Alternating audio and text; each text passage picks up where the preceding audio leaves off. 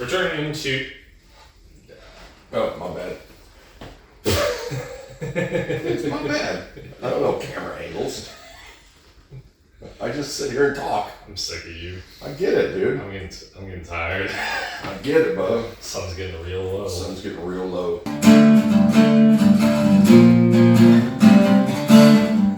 Returning to Lasso Motel, it's the Tokaji Cask finish, which I don't think you like very much. With all due respect to Lasso Motel, what he's about to say is very disrespectful. No, it's not.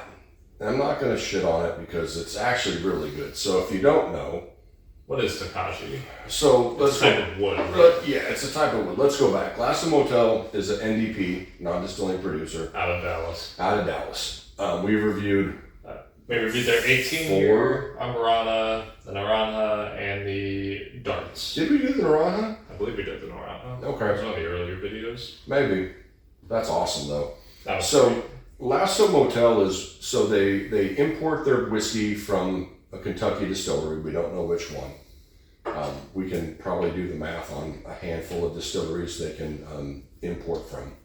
But they're really good at their finishing techniques. So the Ambarana we did, the Naranja, the Darts, which is their cigar blend, basically. So what is Tokaji? So Tokaji is a Hungarian oak that's typically used for their wine production in Hungary. And they make fortified wine. Yes, correct. They make fortified wine. So what they do is after the wine has been dumped from said barrels, they then import those barrels to America and then take aged bourbon, dump them into those barrels, and then let them age for X amount of months. It can be 4 months, 6 months, a year, 18 months, 24 months, whatever the blenders feel like is the proper amount of time to sit in those barrels. Now, each one of those barrels is going to have a different flavor that imparts on the bourbon. Like the Amarana, if you haven't watched it, go watch it. It's like cinnamon toast crunch, right? The Naranja, Oranges. yeah, very orange forward. The cigar blend, it was a mix of like cognac and sherry, and it's just really interesting. So Tokaji, I had never, well, to be fair, I'm a dipshit, right? 100%. So when I saw Tokaji, I believe you confused it with Mizunara. thank you, I'm a dummy. Mizunara is from Japan. I thought just by the name and the spelling, Tokaji was Also Japanese. Come to find out, it's Hungarian. I don't speak Hungarian, so I don't know. But it looked cool. We didn't have it. We were in Waco and we were like, fuck it, let's buy it. I don't know what crazy things happen in Waco, Texas, Yeah. as you might know. I mean, to be fair, we were by the river and we were by the stadium. So maybe it was amplifying our usual mental deficiencies. And we had just had Roberto's, to be fair. I just lost sight of it. I was drunk with Roberto's. Let's buy an $80, $90 bottle of this that I don't know what it is, but I like Lasso Motel. So let's get into it a little bit. So what does Tokaji taste like when you finish bourbon with barrels like kept it?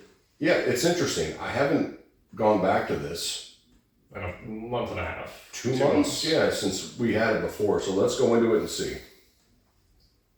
What do you get on the nose? Yeah, it's still sweet like bourbon. I hope so. I mean, it is bourbon, right? I told you I'm a dipshit. So sweet like bourbon. That's the next T-shirt. Sweet like bourbon. While drinking a glass of bourbon. Yeah, we copyrighted that, so don't fucking say it. It's going to be on our Georgetown whiskey shirts when we make them. But I'm getting a little. You're into this more than me. Tell me if you get a little tea note. I believe we did discuss that before. It is like an effervescent tea. Yeah. Try black tea. I never drank tea, so I don't know. Which is why I always crack up when you describe a tea note. I know what it smells like. I've made it enough to know what it smells like. I just don't drink it. Black tea has a fermented. Well, smoky notes to it Oh, because okay. it's cooked or it's allowed to sit out in the sun. White tea has all the herbal notes, but none of the how you might say burnt notes because it's unaged. All right. Tell people why you smell your arm. Oh, that's to reset your sniffer Your when you're sniffing whiskey because you can get used to whatever is in the glass, and then you might miss out on notes. Or maybe if you had something else to drink beforehand, like maybe you were drinking Irish, so your mind might be stuck on shortbread. If you forget to do that, you might be smelling it, and you'll falsely attribute to what you're drinking right now lunch that you had earlier. Yep. I used to like to think of it this way too. When I used to buy cologne before it got to be $200 a bottle, if you went into a cologne shop, they always had little like pieces of paper that were dipped in coffee. Yeah. And so you would spray a cologne and smell it, and then you would take the coffee paper, and smell it, and that would reset your sniffer for the next cologne. Same reason why you would eat ginger while having Japanese food is to clear your palate. So I'm not getting a ton on the nose of the difference with this barrel. No, Other still than sweeter than usual. Yeah, other than maybe the little bit of that tea note that we talked about. Let's drink it. Yeah, let's try it.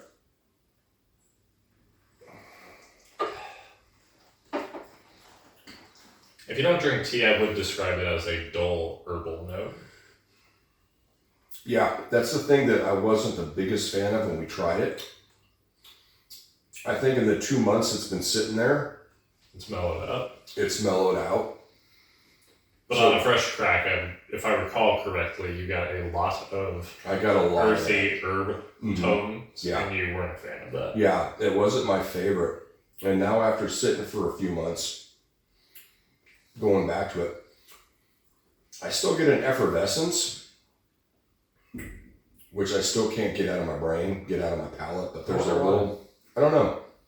It could be, I mean, to be fair, it could be youth, because it doesn't say how old it is, to be fair. Maybe that's what we've theorized before, that the effervescent note that you commonly find is what you attribute to youth. Yeah, that's the easiest for me to find, but we have had stuff that's in the 6, 7, 8 year Maybe you still find it. that I still find it, so maybe I'm just not good enough yet to attribute that to what it is, but this is much better, I think, than when we first had it. It's more mellow, to be sure. Yeah, I think the little bit of oxygen that got to it, like the nose is just Sweet. a lot more like on profile for what I think bourbon should be.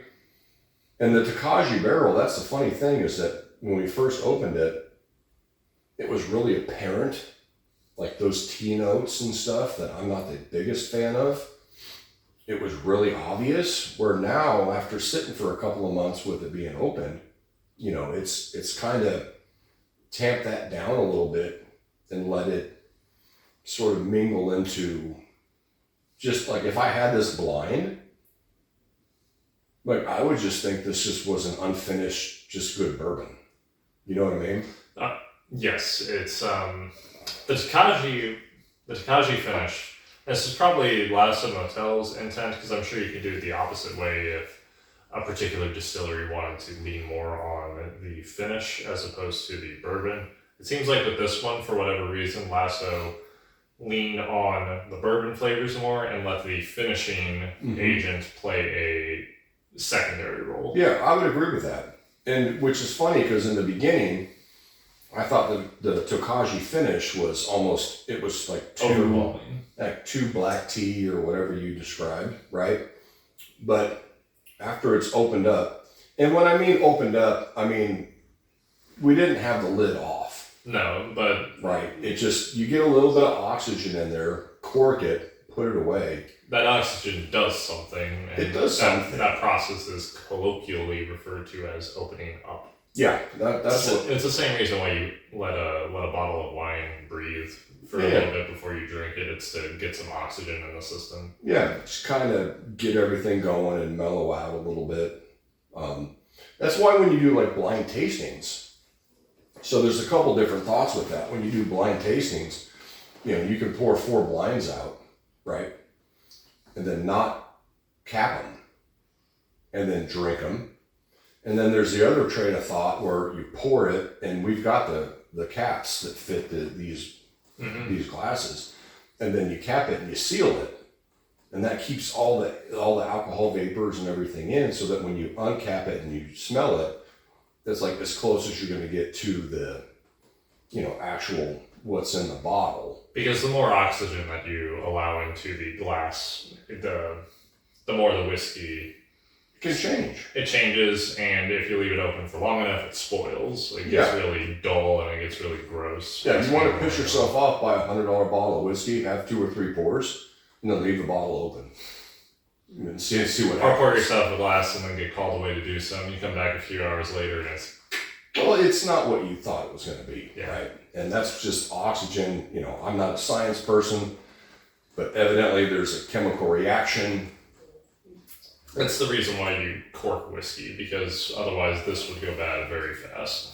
Yeah, and the more you smell it afterwards, especially because I'm really sensitive to those tea notes, it's coming out more. It's more prevalent on the richer grade because that is the main note. And now that we've reached the end, at least for the time being, until we get the Mizunara finish for Lasso Motel. Yeah. Lasso Motel, what they're finishing, it seems like they lean really heavily on one big note. Yeah, I would agree with that. Yeah. And rather than a lot of other distilleries that finish their whiskey where they lean on a like Penelope, for example. Penelope's Naranja cask finish is much more homogeneous.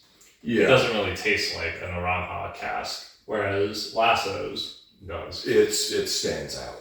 And that's what makes it really unique. Whereas something like a Thomas S. More, if memory serves, it's been a long, long time since I've drank any of those, but they're very they're much more on profile for whiskey, to the point where it's almost hard to find the finishing agent. Yeah, you have to be a little better. It makes for a more consistent drink, to be sure. Yeah, but it has to. It's more subtle. But yes.